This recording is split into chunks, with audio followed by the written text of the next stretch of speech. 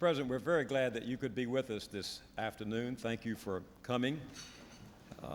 I was just thinking as you came in that many years ago when I was a young man in Washington, my wife and I sat at dinner with Alice Longworth Roosevelt, who was still then around and still telling her great stories. And she told us at that dinner about the time she had said to Calvin Coolidge, "I guess going to all these luncheons and dinners must bore you. Why do you go?"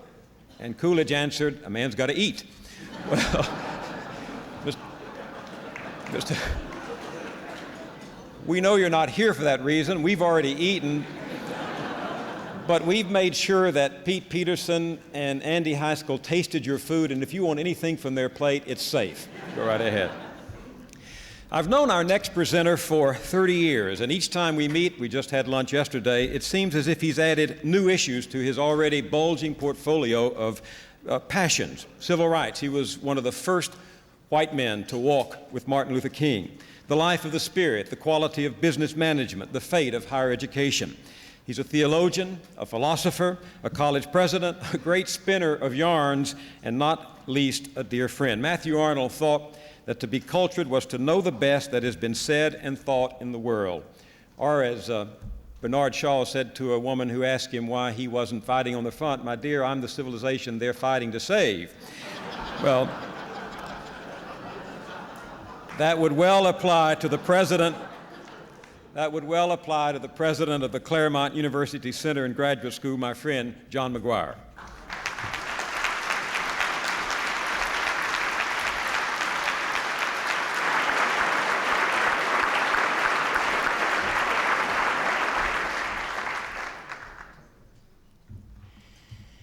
The British economist John Maynard Keynes once quipped that education is the inculcation of the incomprehensible into the indifferent by the incompetent. I think he was having a bad day.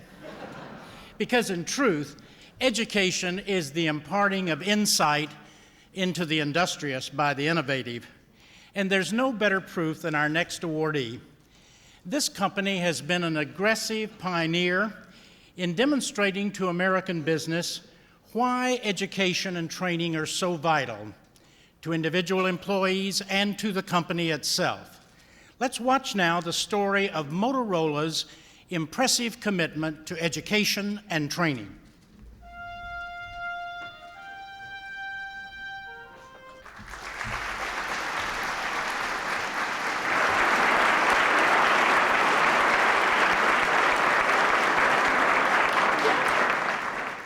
Motorola, at a time when cost-cutting and downsizing often dominate decision-making, you've taken bold, prophetic steps to stake your claim on the future.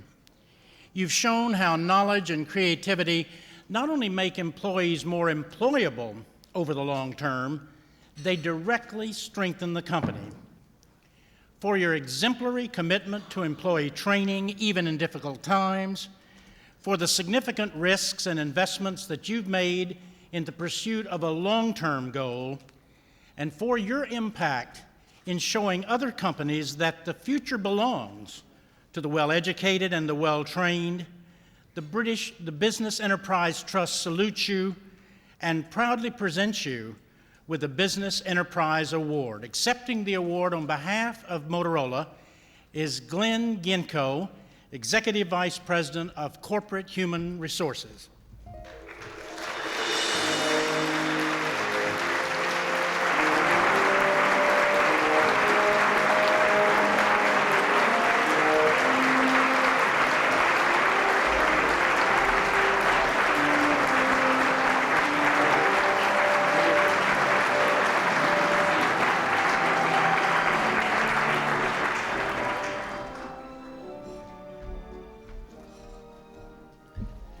My wife, Judith, who is the president of our production company and my creative collaborator, is always at these ceremonies. She didn't make it today because we had our first granddaughter this last weekend in St. Paul, and the choice between our godfather, Norman, and our granddaughter, Nancy Judith, was not a choice at all, Norman, so that's where she is. But it's appropriate because I know she's telling that little girl her favorite story. Her favorite story is of three people who arrive in heaven at the same time. The first man steps forward and St. Peter says, "I've got to give you a test, spell God." He spells God, and he's welcomed on into the celestial reward. The second man steps forward, and St. Peter says, spell God. He spells God and steps forward into his reward. The third person's a woman. She steps forward. She said, I just want to tell you, St. Peter, I'll take your test. I'll take your test, but I just want to register a protest for all my sisters who are tested everywhere along the way. Now, what do you want me to spell? And St. Peter said, spell Czechoslovakia. Well, our next presenter spelled it right the first time, and she's been spelling it right ever since. She's a banker's banker, a former Federal Reserve Bank president, and a leading light in her industry. The chairman at Bank One in Cleveland until last year. She's now senior managing director, partner, and head of investment of international private banking at Bankers Trust here in New York. Ladies and gentlemen, Karen Horn.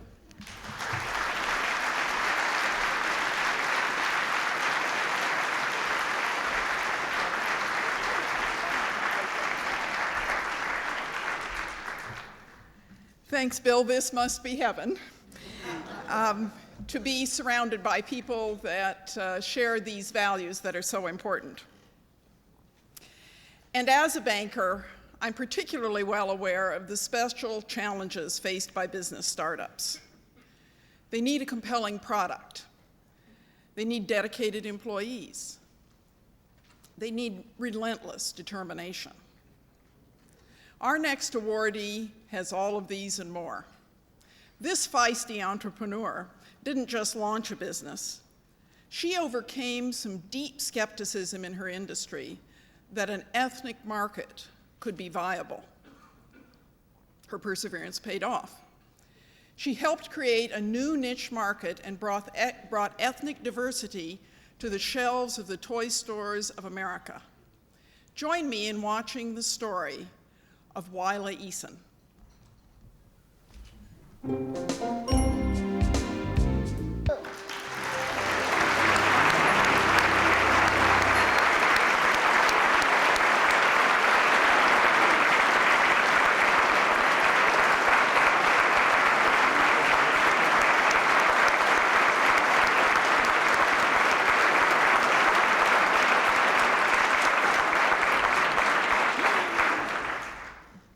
Wila Eason. You had the vision to see what could be and the tenacity to change an industry, for your determination to overcome the odds and challenge prejudices, for your resourcefulness in starting a business that celebrates American diversity, and for helping children of all races learn pride and self-esteem and develop higher aspirations. The Business Enterprise Trust is proud to present you with the Business Enterprise Award.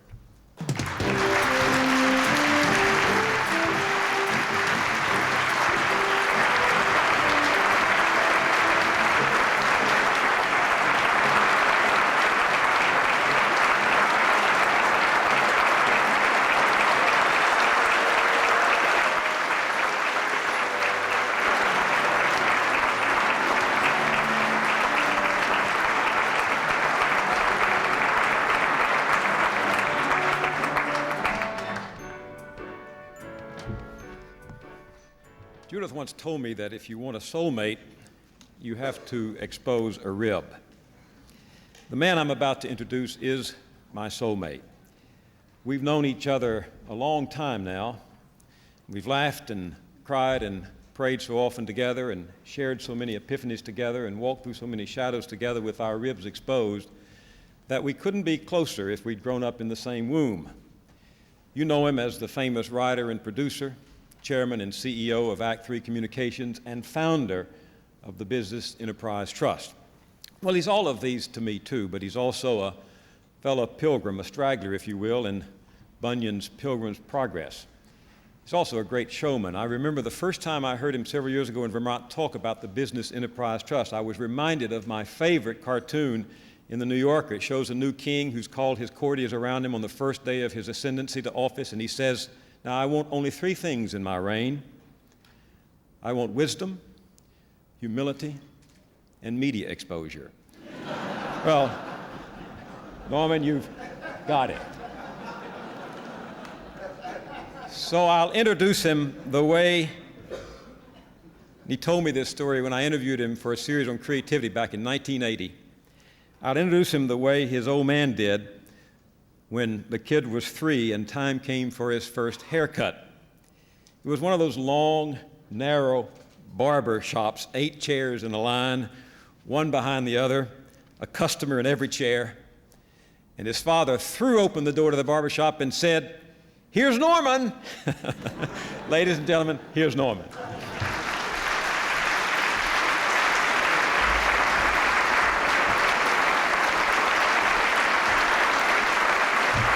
Thank you. Thank you very much. Thank you. You know, you're applauding, as you're applauding, because you loved the Wilder Easton story so much, and the stories that preceded it.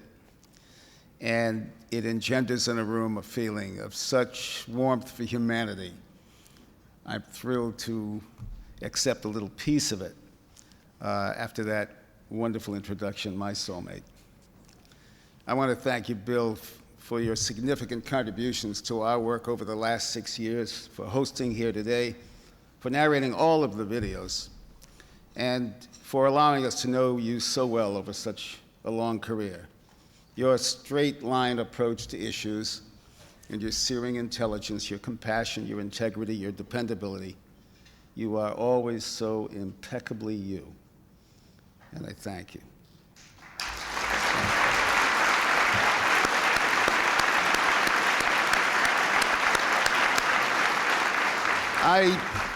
I lived with my grandparents for 3 years when I was a boy between 9 and 12. A lot of the people in this room know this story. My grandfather was an inveterate letter writer, especially to the president. Any president was his president. And every letter would start the same way: "My dearest, darling Mr. President." And even when he thought the president was wrong, when he had written him about something weeks before and the president didn't do it or something, the letter started, "My dearest, darling Mr. President, you should never have listened to them. You should have listened to me." He used to read me these letters as he wrote them, and as a 9-year-old, I used to run down the 3 flights of stairs in my grandparents' apartment building at 74 York Street, New Haven, Connecticut, to retrieve that little envelope every once in a while that said White House on it. I don't recall actually seeing a presidential signature, but somebody in the White House answered my grandfather and made him feel how important he was as a citizen. And I hate to take your time with this, but can you believe there is no way I could have lived this moment without relating that story? My grandfather would be very honored, as we all are, to have you, Mr. President, here with us today. And I have to seize this opportunity also to tell you about an exciting new path for the Business Enterprise Trust, made possible by the generosity of the Ford Foundation. The Ford Foundation recently awarded the trust a grant of more than $1 million to conduct a comprehensive strategic review of its work and support its efforts over the next 2 years. We hope to emerge from this process in September with a new charter and the means for carrying out the Trust's mission going forward. Our mission over the past 6 years is best detailed in David Boyer's excellent new book, Aiming Higher, which tells the stories of the 25 remarkable awardees honored by the Trust to date, and copies of which you will find ready for you as you leave. Today's ceremony in this glorious setting is made possible by Lucent Technologies, and we are extraordinarily grateful to Lucent for this generous grant and to the steadfast support of Henry Schacht, Chairman and CEO of Lucent Technologies and Vice Chair of the Business Enterprise Trust. And now, time for the Business Enterprise Award for Lifetime Achievement. Our presenter is a man who knows a few things about organizational performance and leadership. His business is evaluating the inner workings of major corporations, and that business is not just any business, it's Arthur Andersen, the global accounting and consulting organization. To present the Lifetime Achievement Award, ladies and gentlemen, the worldwide managing partner of Arthur Andersen, Richard Mizell.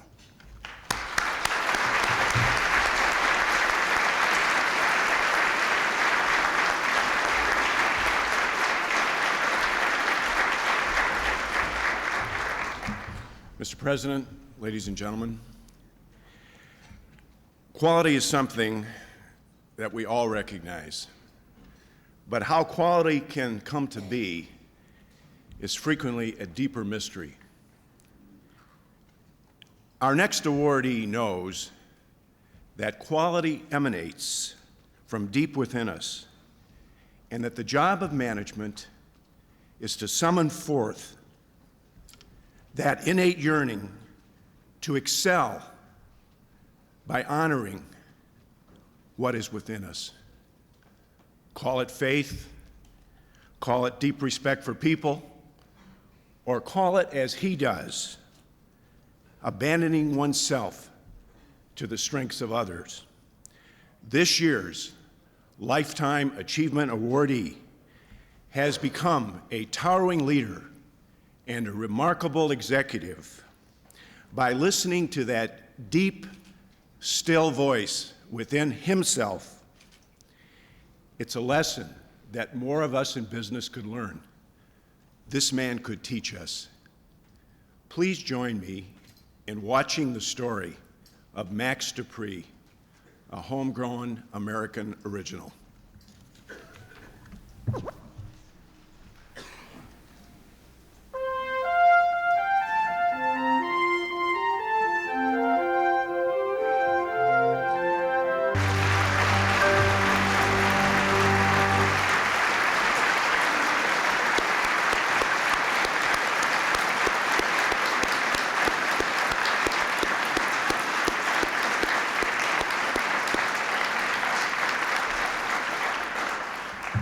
Max Dupree, you're an inspiration. Your respect for people is profound. Your understanding of community and how it drives organizations is wise. Your 48 years at Herman Miller are a monument to the power of faith to invigorate management, making it more visionary, creative, and humane. For your pioneering leadership in empowering workers and fostering labor and management collaboration, for your brilliance in leveraging the gifts of your employees into consistent marketplace performance, and for showing us that the richest rewards in business result only when we give the best of our humanity. We thank you. To recognize and honor these lessons, the Business Enterprise Trust is proud to present you with its Lifetime Achievement Award.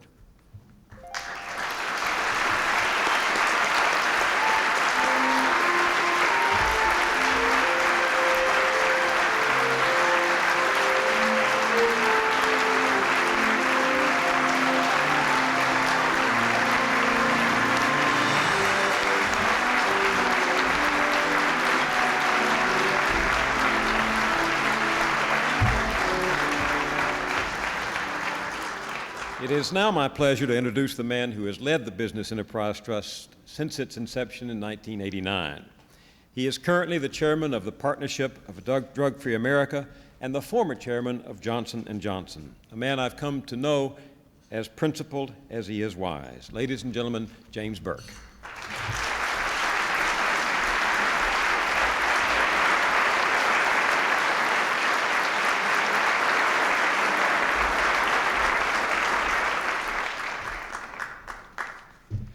Thank you, Bill, and thank you for everything you have done for the Business Enterprise Trust. We wouldn't be the organization we are without Bill. I look at this as a celebration today. We celebrate the inspirational stories that you've just witnessed. We celebrate the fact we have 25 previous recipients, some of whom I might add are with us today. And we celebrate the creative contribution of Norman Lear in founding the Business Enterprise Trust 7 years ago. But I think we should also pause to celebrate the extraordinary strength of the American enterprise system, and to remind ourselves that its vitality depends on a simple truth, better understood in this country than anywhere else in the world.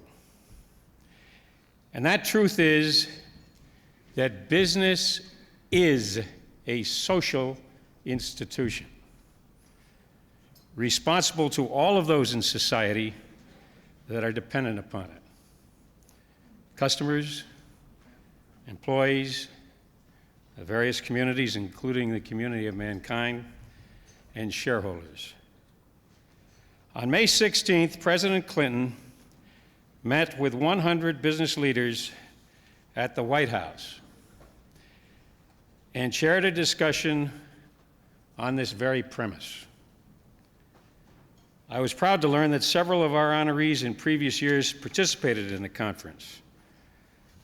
But the thing that impressed me most was that the President and Vice President Gore initiated this conference last May to help catalyze a growing understanding among business leadership that responsibility to society has always been fundamental to the appeal of democratic capitalism. Ladies and gentlemen, it's my great honor to present to you the President of the United States.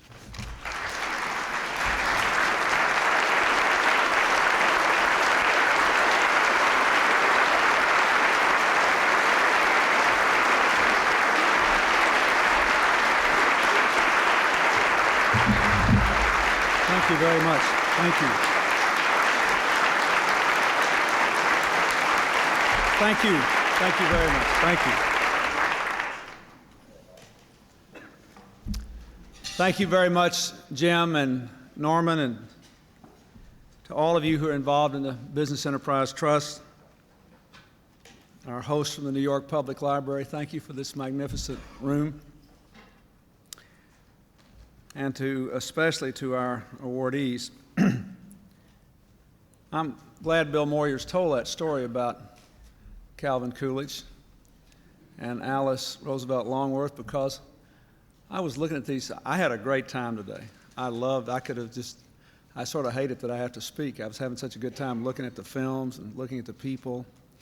But I was thinking to myself, why am I here? Because this is such an interesting program. What do they need me here for? And then I thought, well, Norman Lear's been trying to get me to come here for 4 years. He's hard to say no to. Every person's friendship carries a certain burden. You know that. That's it. And as Calvin Coolidge said, a man's got to eat. So, Norman, I want to thank you for that stick of bread and the cookie at lunch. It was great.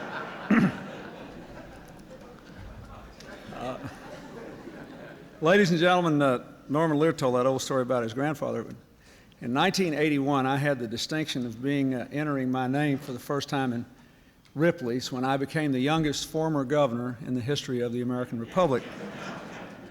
With dim career prospects, and in my entire state, only one person offered me a job. Norman Lear called and asked me if I would consider coming to work in another one of his endeavors, and I never forgot it. Mostly because no one else wanted me to come to work at anything that I do.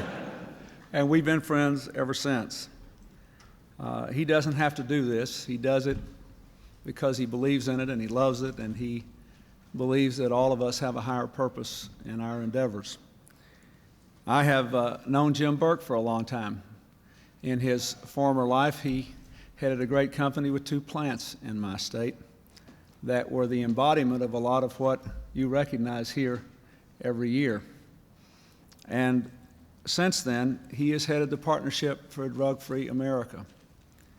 I don't think any American citizen could wish to have a person in charge of the endeavor to make our country drug-free who was deeper, more committed, more passionate, more wholehearted than Jim Burke. America owes him an enormous debt of gratitude for his efforts there.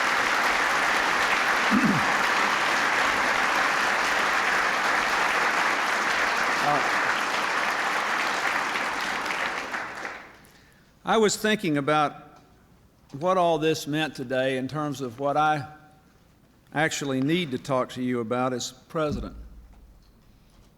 what is Marriott's efforts to provide real services to many of their employees, including a lot of them whose first language is not English and who weren't born here? What does that mean for what I have to say? What does Motorola's commitment to a lifetime education and training for its employees, something we do in the military, I might add, but something which Motorola does at an investment of 3 times the industry average? What does that mean? What does the incredible story of Olmec Toys means? If I ever need anything sold, I'm calling you. That's one. I've now run all my elections. Where were you when I needed you? What does it mean for children to be able to see in their toys their dreams and imagine that there is a connection between their small lives and their big dreams? I don't know how many of you have read Max Dupree's books, but I have. And when I read Leadership as an Art, I was overwhelmed. I said to myself, why in the living daylights didn't I know that already?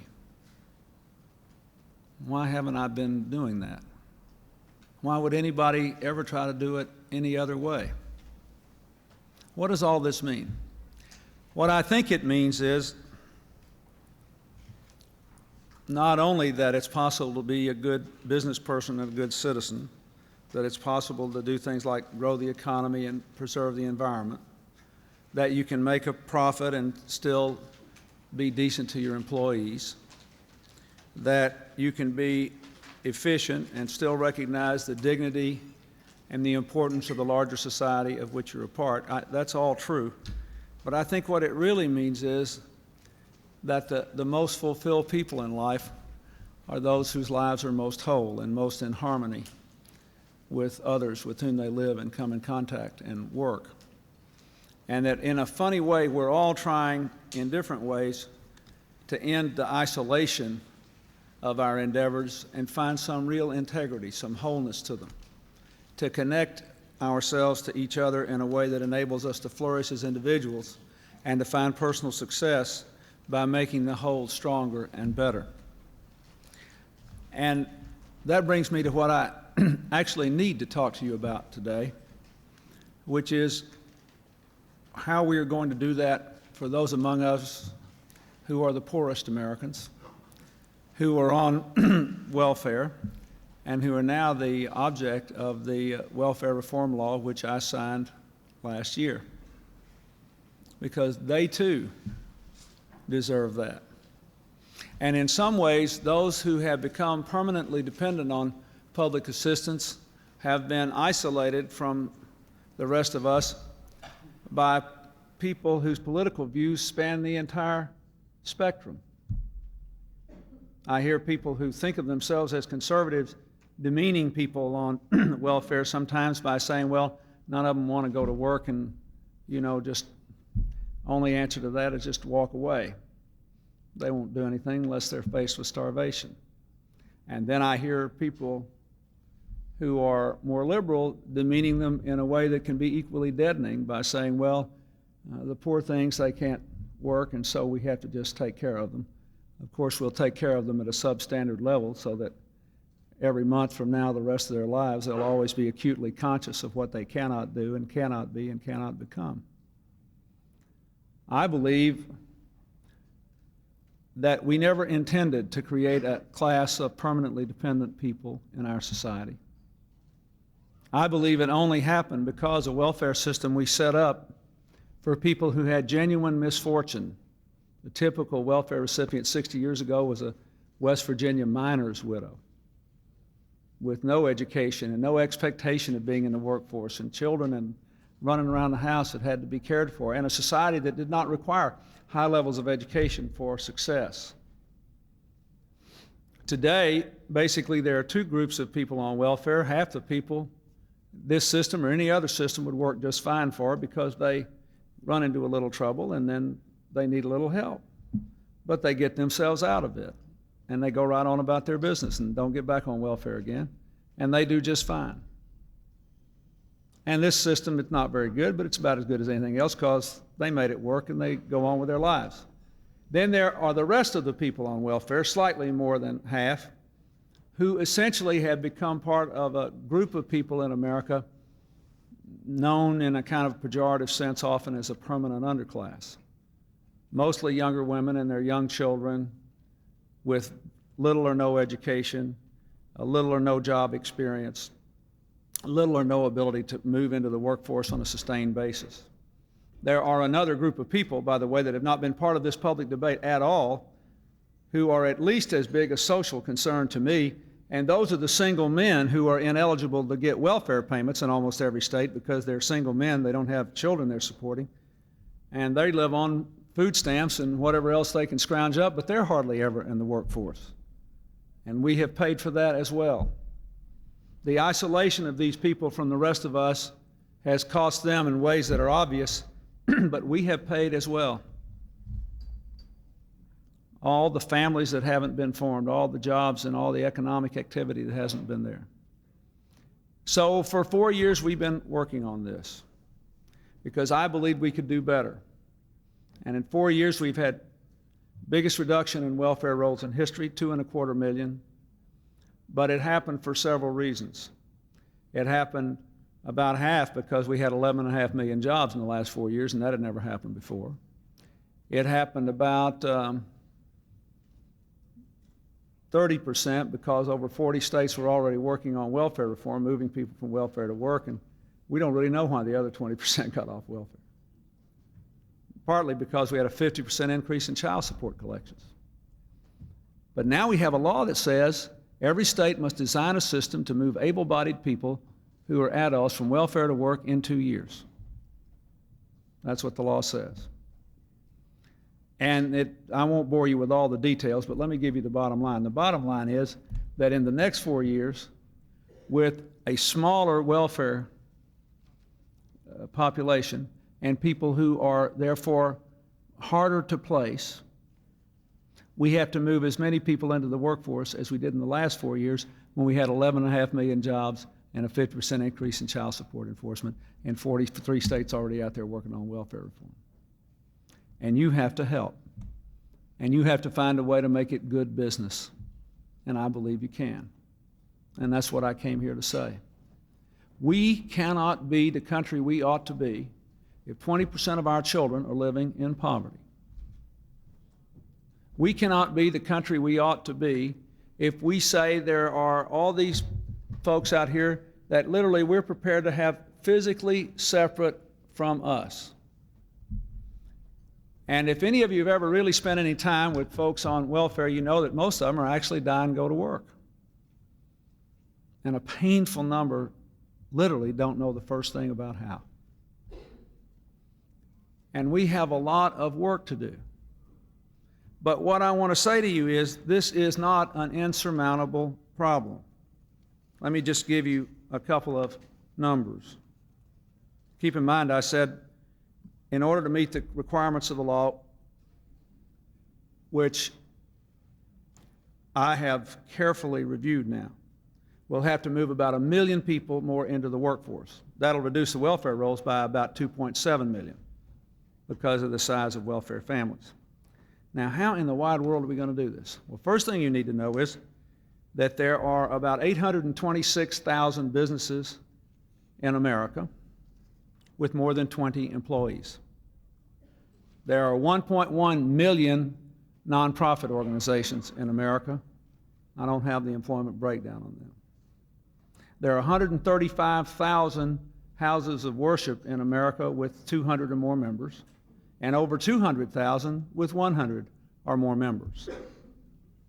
Under the new law, every state in the country can take what used to be the welfare check and actually just go give it to an employer to train, properly train, not have some momentary fly-by-night meaningless education program, but to actually properly train the employee and to pay a wage subsidy to help train people on literally the habits of work.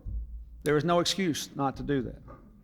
If the law passes that I have proposed, we'll also have a 50% tax credit of up to $10,000 for doing it. Every state can, for single men who don't get welfare checks, can give food stamp funds to the employer for the same purpose. The tax credits are no good to the houses of worship and the community nonprofits who don't pay taxes, but the cash subsidies would be. There are all kinds of things that can be done, but if you just look at the sheer numbers of employers out there, we could do this million people in a snap and help to break the back of the isolated underclass in America and make poverty what it used to be, at least in our imagination, which is a way station on the way to the middle class for people who would work and learn. Over the weekend, Charlene Barshevsky, our trade ambassador, concluded an agreement on telecommunications that industry leaders estimate will bring 1 million new jobs to America, that one agreement, in the next 10 years. But none of them will go to people who are illiterate. None of them will go to people who can't find their way on a bus or a subway to work. None of them will go to people who literally don't have the self-confidence to be able to look people dead in the eye and talk to them and relate to them.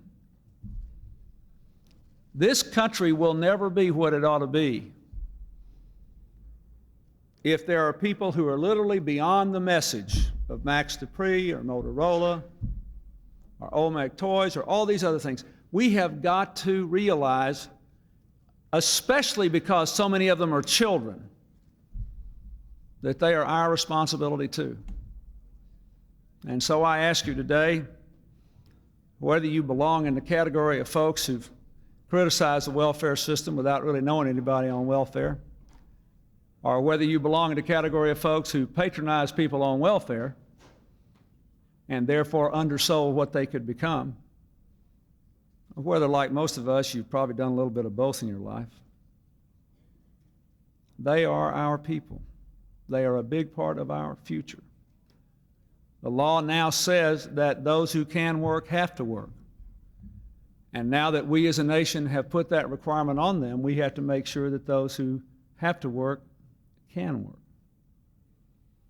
It is our highest responsibility, but we should do it not with any spirit other than a desire to further what we saw in every one of these films today, and to make sure every American can be a part of the whole.